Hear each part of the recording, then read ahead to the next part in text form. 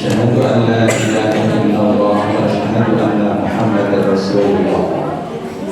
اللهم صل وسلم وبارك على محمد وعلى آل محمد. وقال في كتابه الكريم: أعوذ بالله من الشيطان الرجيم. بسم الله الرحمن الرحيم. يا أيها الذين آمنوا اتقوا الله حق تقاته ولا تموتن إلا وأنتم مسلمون. Sadaqallahul Azim. Pak Alim, Pak Kiai Takmir Masjid Al-Fatih yang kami muliakan, seluruh jamaah Masjid Al-Fatih yang saya hormati. Pertama, mari kita bersyukur kepada Allah Subhanahu wa Ta'ala. Malam ini kita masih ditakdir oleh Allah bisa melangkahkan kaki untuk melaksanakan sholat tarawih, sholat isya berjamaah. Mudah-mudahan apa yang kita lakukan ini mendapatkan ridho Allah Subhanahu wa Ta'ala. Salam dan salam mudah-mudahan tercurah bahkan pada baginda Muhammad sallallahu alaihi wasallam. Para jamaah rahmatullah, kaitannya dengan puasa saya kira para ustaz ya kita sudah banyak menjelaskan. Pada intinya bahwa shaum itu adalah mendidik, membimbing kita mencegah dari hal-hal yang bersifat batin, bukan karena ini bersifat batin. Jadi makanya maknanya shaum bukan soma. Kalau soma itu maknanya adalah al-imsak, mencegah yang bersifat lahiriah. Tapi kalau shaum itu adalah mencegah dari hal-hal yang bersifat batin. Nah, di dalam organ manusia itu ada yang namanya qalbun. Qalbun itu ibarat rumah. Jadi hati itu ibarat rumah. Ya ada jendelanya, ya ada pintunya. Maka qalbun itu seperti rumah. Rumah itu harus kita jaga. Jangan sampai kemudian rumah kita itu kotor, kemasukan kotoran-kotoran sehingga bisa mengotori rumah kita. Maka yang harus bisa masuk dalam rumah kita itu adalah hal-hal yang baik yang masuk dalam rumah kita supaya kelihatan indah dan berkah dalam rumah kita. Begitu pula hati kita. Jangan sampai kemudian hati kita ini kemasukan hal-hal yang tidak baik. Harus kita jaga. Ada sumpah, ada riya, ada hasud, ada dengki, ada kadhib, ghibah, namimah, dan lain sebagainya. Itu akan bisa merusak hati manusia. Kalau hati kita itu sudah masuk, rumah kita tadi sudah dimasuki hal-hal yang tidak baik itu, maka nanti yang muncul adalah ketidakbaikan pada diri kita. Karena itu ketika kita sudah membentengi, maka kita isi rumah kita itu dengan kebaikan-kebaikan. Baca Al-Quran, memperbanyak berzikir, kemudian mengucapkan kalimat-kalimat yang baik dalam puasa. Ketika kita berpuasa, kita isi dengan amalan-amalan sunnah yang banyak. Semua kebaikan-kebaikan kita hiasi pada hati kita sehingga hati kita terhiasi dengan kebaikan yang muncul pada diri berobat dengan lemah lembut, matanya bisa terjaga, pikiran-pikirannya yang lahir adalah pikiran-pikiran yang baik, tangannya mudah untuk menolong orang lain, hatinya senantiasa terjaga dari sifat-sifat yang tidak baik, kakinya mudah melangkahkan ke tempat kebaikan. Itu karena hati kita menjadi baik. Maka dalam hati kita itu ada beberapa bagian. Bagian yang pertama dalam hati kita itu ada yang namanya basyirah. Basyirah itu adalah membedakan mana yang baik dan mana yang tidak baik. Ketika manusia melakukan kemaksiatan yang melanggar terhadap aturan agama Allah, berarti basyirah yang tidak baik ini berperan pada diri manusia.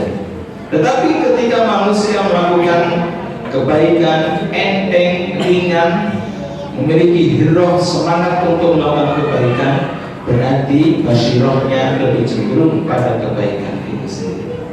Maka basyirah harus kita jaga. Basyirah kita harus kita jaga. Kita harus senantiasa semangat dalam melakukan kebaikan, semangat untuk mendidik anak-anak kita. Yang kedua adalah dhamir. Dalam hati manusia itu qalbun itu ada namanya dhamir. Dhamir itu ada tiga. Dhamir itu ada tiga. Kabarnya sudah selesai Pak ya? Sudah selesai. Itu berkali ini Pak. Dhamir itu ada tiga. Yang pertama adalah dhamir ijtimai. Dhamir ijtimai itu manusia melakukan kebaikan itu bisa dipengaruhi oleh karena lingkungan mereka. Bapak ibunya sholat, mantunya ikut sholat. Mantunya sholat, bapak sungkan melu sholat. Lingkungannya tarawih, ikut tarawih. Nah, ini karena pengaruh ijtimai tadi. Pengaruh ijtimai, pengaruh sosial, pengaruh lingkungan. Lingkungannya baik, maka akan menjadi baik. Kalau lingkungannya tidak baik, dia akan menjadi tidak baik. Itu namanya dhamir ijtimai. Ada dhamir qaumi. Dhamir qaumi itu manusia melakukan sesuatu karena ada tendensi. Misalnya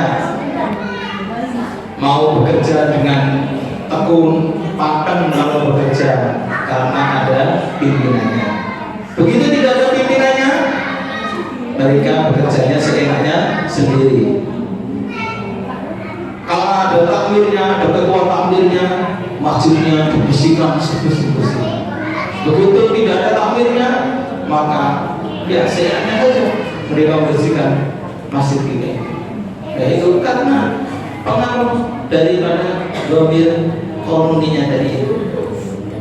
Kemudian ada dhamir dini, pengaruh agama yang kuat sehingga manusia itu senang istiqomah melakukan sholat malam.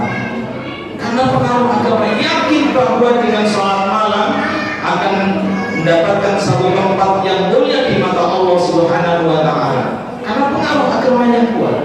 Wa minal laili fatahajjad bihi nafilatan laka 'asa an yab'atsaka rabbuka maqaman mahmuda. Karena pengaruh agama yang kuat, ada sebuah keyakinan dalam hatinya bahwa dengan sholat tahajud, dengan istiqomah sholat tahajud, maka akan diangkat derajatnya oleh Allah Subhanahu wa Ta'ala ke derajat yang tinggi. Karena pengaruh agama. Karena pengaruh agama pula, maka mereka istiqomah melaksanakan sholat lima waktu. Karena sholat lima waktu itu adalah inna sholataka sakanun lahum. Sesungguhnya sholatmu itu akan bisa menjadikan hidupmu tenang. Pengaruh nilai-nilai agama yang ada pada dirinya sehingga mereka terus untuk meningkatkan keberagamaan mereka. Yang kedua, yang ketiga, ada yang namanya fu'ad. Fu'ad ini adalah hakim pada diri kita.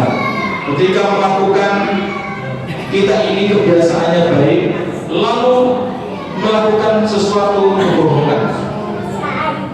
Ketika kita ditanya, misalnya dalam hal puasa, Mas, poso apa Mas? Poso. Padahal habis makan di warung tadi, ya sampai di rumah bilang pada istrinya, poso Mas, poso. Padahal habis makan di warung. Ketika dia bilang poso, hatinya dia itu gak poso, bohong kamu bohong, gitu. Tidak akan bisa memungkiri pada diri keluarganya dengan semuanya. Maka hati suami yang tidak jujur pada istrinya Ketika tidak jujur lalu bilang iya, maka hatinya bilang tidak begini. Itu namanya Tuhan. Jadi hakim pada diri kita sendiri adalah diri kita sendiri.